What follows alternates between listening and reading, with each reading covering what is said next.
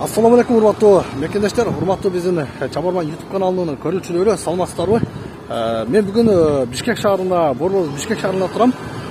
Бул чыгарышта силерге мамлекеттен атайын жаңы унаалар, өзгөчө кырдаалдар министрлигине жана Улуттук коопсуздук мамлекеттик комитетине атайын жаңы унаалар тапшыруу аземини силерге толук көрсөтөм. Андыктан биздин чыгарышты акырына чейин көрүңүздөр.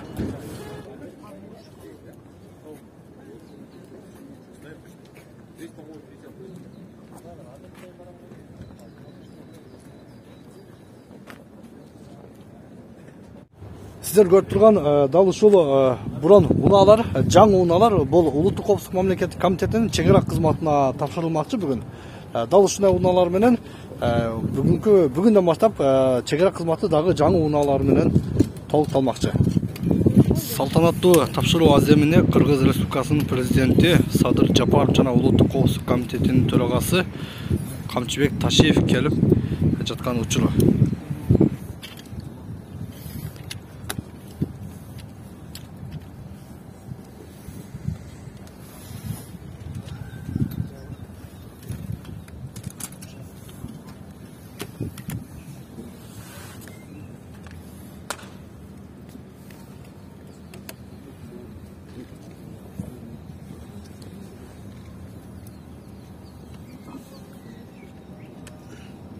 Урматтуу Садыр Кожоевич, сиздин мамлекетибиздин башына туруп, күч органдарына көрсөтүлгөн камкордугуңузга ыраазычылык билдиребиз. Сөз Кыргыз Республикасынын президенти, Кыргыз Республикасынын туралдуу күчтөрүнүн башкы кол башчысы Садыр Кожоевич Жапаров берди. Бүгүнкү иш-чаранын урматтуу катышуучулары, мен бүгүн мамлекетибиздин коргонуу жөндөмдүүлүгү маселеси боюнча сөз баштагым келип турат. Албетте, мамлекеттин коргонуу жөндөмдүүлүгү, мамлекеттин аскердик саясатынан, куралдуу күчтөрдүн даярдыгынан, техникалык жактан камсыздалышынан жана экономиканын туруктуулугунан көз каранды. Бүгүнкү иш-чарадагы дал ушул мамлекеттик коопсуздукка байланыштуу болуп, чегара кызматы менен өзгөчө кырдаалдар министрлигине жаңы техникаларды тапшыруу алдында турабыз. Өзүңүздөр жакшы билесиздер, мамлекеттик коопсуздук чегарадан башталат. Биздин эр жүрөк, эч нерседен тайманбаган, ар намысы бийик чегарачыларыбыз мекенчегин көздүн карегиндей сактап келишет. Бүгүнкү күндө мамлекеттик чегараны коргоонун ишенимдүүлүгүн арттыруу, чегара аймагында жашаган мекендештерибиздин бейпил турмушун камсыз кылуу, салттуу коңшулук жана достук мамилелерди бекем сактоо үчүн тиешелүү чараларды көрүү ар дайымкы ишибиз болуп саналат. Ошону менен бирге кылымдар бою ата-бабаларыбыз ынак, коңшу болуп жашап келген ынтымактуу маанайды бекем кармап, келечекте чегара чыр-чатактарына жол бербөө, региондо тынчтыкты сактоо биз үчүн да, коңшулар үчүн да маанилүү маселе болушу кажет. Бүгүнкү күндө региондогу жана жалпы дүйнөдөгү абал чегара кызматынын ыкчам, чапчаң, кесипкөй болушун талап кылып, ар кандай террористтик, экстремисттик жана башка кылмыштуу элементтердин чегарабыздан өтүп кетишине жол бербөө жаатында олуттуу милдеттерди коюуда. Биз эч качан биринчилерден болуп башка бирөөлөргө катылбайбыз. Бирок катыгын берип келген Манас атабыздын урпактары катары духу күчтүү чегарачыларыбыз берген антына бекем туруп, кынтыксыз кызмат өтөп жаткандыгында эч кимдин шеги жок. Ошентсе дагы бүгүнкү замандын чакырыктары менен коркунучтарына тийиштүү жооп кайтарууга, аймактагы тынчтыкты сактап, эл журтубуздун коопсуздугун камсыздоого заманбап техникалардын болушу дагы өтө маанилүү фактор болуп саналат. Мына ошондуктан чегарачыларыбызды заманбап техника жана жаңы технологиялар менен камсыз кылууну улантып жатабыз. Чегараны кайтарууда зарыл болгон жаңы чегара тозоттору, турак үйлөр, учкучсуз учуучу аппараттар, брондолгон техникалар, автоунаалар, алдыңарда тургандай Тигр үлгүсүндөгү тоо таштардан, жолсуз жерлерден өтүү мүмкүнчүлүгү жогору болгон автоунаалар жана башка курал жарактар сатылып алынууда. Бул жерде мен расмий түрдө айтып коюшум керек. Хизметтелип өткөндөрдүн баарын мамлекеттин бюджеттин эсебинен, тагыраак айтканда, буга чейин адат болуп калган мурда колдонулган эски техникаларды эмес, жаңы техникаларды сатып алып жатабыз. Буга чейин аскер техникалары жаланган гранттардын эсебинен жардам катары эски техникалар келип турган болсо, эми мындан ары заманбап жаңы техникаларды өз акчабызга сатып алып турабыз.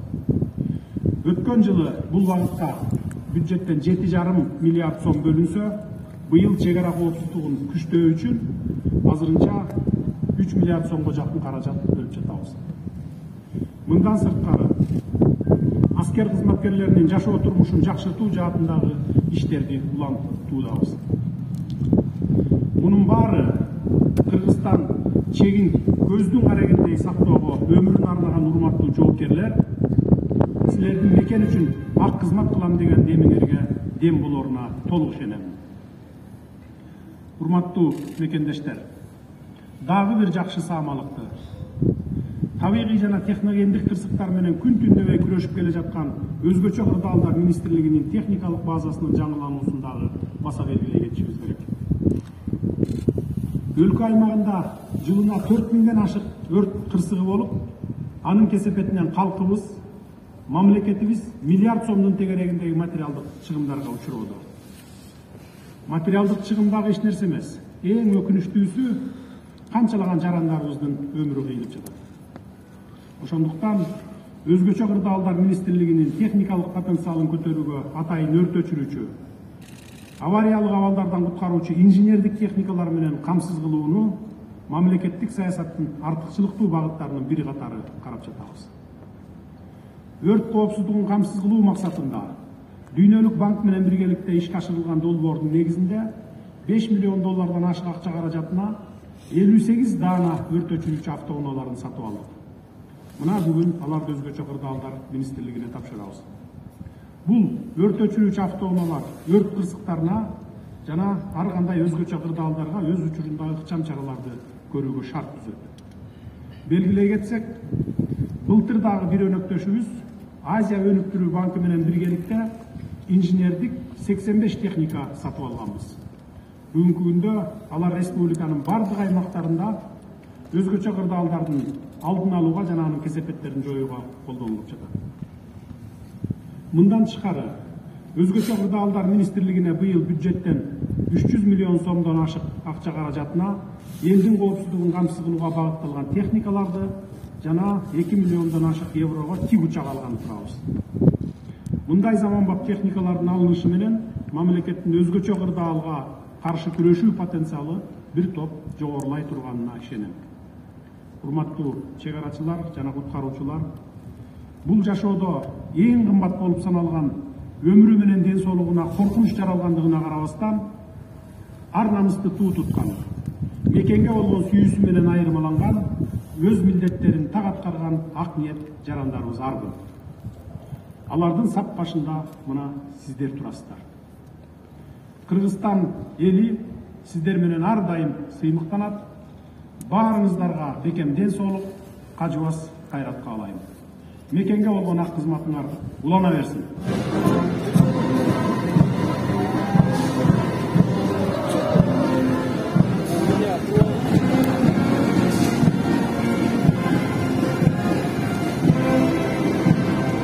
Урматтуу журналисттер, өзүңүзгө бүгүн өзүңүздөр жакшы көргөндөй, бүгүн Кыргыз мамлекетинде президентибиз урматтуу Садыр Кожоевич Жапаровдун түзөмгеси менен, ошол кишинин көрсөтмөсү менен мамлекетибизге бүгүнкү күндө күч структураларына тегери түрдө техникалар тапшырылды. Бул техникаларды эгер баяндай турган болсок, мамлекетибиздин бюджетинен 2 миллиарддын тегерегиндеги акча бөлүнгөн. Ошол негизинде биз бүгүн 55 заводдолгон, брондолгон Россия Федерациясынан чыккан, Арзамас шаарынан чыккан Тигр аттуу атайын даярдалган техникаларды кабыл алдык, сатып алдык. Андан сырткары 50 атайын даярдалган чек ара кызматы үчүн 50 КАМАЗ жаңы машиналарды сатып алды. Бұл сатып алған техникалардың бардығы ертеңнен баштап мамлекетіміздің шекарасын қорғауға аттанышады. Негізінен бұл техникалардың көпшілігі Баткен жергесінде жүреді. Себебі деген өзіңіздер жақсы білесіздер, Баткен тарапта біздің шекарабыз қауіпті болғандықтан, мына былтырдан бері президентіміздің түзету көрсетмесі кезінде былтыры дағы 40 бұрын болған машина сатып алғанбыз. Араб Эмираттарынан, Дубайдан сатып алып келген затайы дайырда. Биыл болса мына 55-ті алып Россиядан сатып алып келді. Ана сыртқары құрал жарақтарды, боеприпастарды дағын сатып алып атабыз, аларды дағын дайырдап, сол өзіміздің күш түзімдерінің дайырлықтарын чыңоо бойынша чоң күш әрекеттер жүргізіп атабыз. Бүгінгі күнде мамлекет тарабынан ушул маселелердің бардығы мамлекет тарабынан ғана қаржыланып атат. Ешқандай біреуден жардам алған жоқпыз, біреуден жардам сұраған жоқпыз, біреуден же грант алып, бір bizim мамлекетімізді қорғау бергіле деп біреуден сұраған жоқпыз. Ана сыртқары өзіңіздер жақсы білесіздер, мына азыр быйыл келіп бүтті. Азыр күнде мамлекетімізге Турциядан алынған байрақтар ТВ-2 ұшқышсыз аппараттарды алғанбыз, БПЛА деп қояды, ТВ-2. Алардағы мына жақын күндерді біз боевой учение өткіземіз. 3-4 күн ішінде боевой учение өткіземіз. Біз ошо ТВ-2 байрақтар ТВ-2-нын күчүнү, мүмкүнчүлүгүн көрсөтөйлү деген ойдобуз. Бүт башка дүниелердин бардыгына биз жарыя кылабыз. Байрактар ТВ-2 бүгүнкү күндө биздин боевой дежурствого кабыл алып атабыз. Андан тышкары, буран унаалардан тышкары өзгөчө кырдаалдар министрлигине дал ушундай жаңы акыркы үлгүдөгү КАМАЗ үлгүсүндөгү өрт өчүрүүчү унаалар дагы тапшырылды. Караңыздар, кандай соң унаалар бүт баары жаңы. Бул жерде мен көрүп тургандан унаа аябай көп пожарный. Негизи Кыргызстанда ушул унаа бир аз жетишпестик байкалган эле. Автопарктагы унаалар эскирген болчу. Өрт өчүрүүчү унаалар көпчүлүгү биздин Ош, Жалал Абад, Баткен облустары, андан сырткары башка облустарда да бүт баары жанагы эски автоунаалар болчу эле. Мына эми урматтуу көрүүчүлөр, көрдүңүздөр, жаңы автоунаалар келди. Демек, бул да унаалар болсо өрттү өчүрүүдө өзүнүн өтө сонун жардамын берет, өрттү алдын алат. Дал ушундай. Бирөөсү интервью окуй. Ассаламу алейкум. Кандайсыз? Жакшысызбы? Так, булар КАМАЗ үлгүсүндө экен. Бул унаалар жылы канча? Билесизби? 21 экен, жаңы заводской машина. 2021 бекен, Охо, вообще жаңы экен, завод. Жаңы экен. Бул да бүт баары жаңы, мотор, суу чача турган баары, Ооба, бар жок. Көрсөтпесең көрсөтүп коём. Бир көрөлчү, мына салон бир көрөлчү, түшпөй турган. Мына караңыздар, туугандар. Салону дал ушундай. Даже мына пакеттер алынган эмес да. Аябай сонуналар. Бул жагын бир көрсөтүңүзчү. Азыр өзү көрсөтпөкөм мына. Бул жанагы зил бар го, зил унаалары бар го. Өтөчүлүк. Ошолордун айырмасы кандай? Тездик менен өчүрөбү? Тез. Суу көп болот анан. Мына караңыздар. Жаңы жакшы машина экен. Суу көп батат. 6 тонна суу батат. 6 тонна суу батат, Тез дагы жетеси. Турбина. Машина турбина өтө тез жеткенге ыңгайлаштырылган. Андан сырткары сууду көп батканда да ыңгайлаштырган туугандар. Караңыздар. Шаймандары дагы өтө сонун экен. Шаймандары дагы өтө мындай сапаттуу бар, Сапаттуу. Мынакей, аябай сону караңыздар. Ушундай жакшы унаалар келди. Мамлекеттин президентибизге рахмат. Ушул эки дос ушундай кыргыз элге тарыхта биринчи болуп атат ушундай чоң. Эң негизгиси бул жанагы грант акчага, насия акчага эмес, өзүбүздүн мамлекеттик бюджеттеги акчага алынып атат. Көрдүңүзбү? Жана президент айтып кетти, биз съемка кылып аттык ошол жердечи. Өзүнүн акчага. Бул албетте деген ушундай көңүл бурганы бул мамлекеттин өнүгүүгө карай багытталган. Ишиңиздер ийгиликтүү болсун, сиздерге чоңураак. Мына көрдүңүздөр, кандай сон жаңы унаалар туугандар, караңыздар. Ушундай сапаттуу көп суу батат, бат жетет. Бул унаадан жалпы канча унаа келди айтып коесузбу? Жалпы 87. 87, Ошол КАМАЗ өрт өчүрүүчү унаадан 85 дана тапшырылып жатат. Мына урматтуу көрүүчүлөр, бул чыгарышты көргөнүңүздөргө рахмат. Кыргызстаныбыз өнүгө берсин, өлкөбүз өнүгө берсин. Урматтуу президентибиз Садыр Нуркожоев Жапаров өмүрү узун болсун, ден соолугу чың болсун.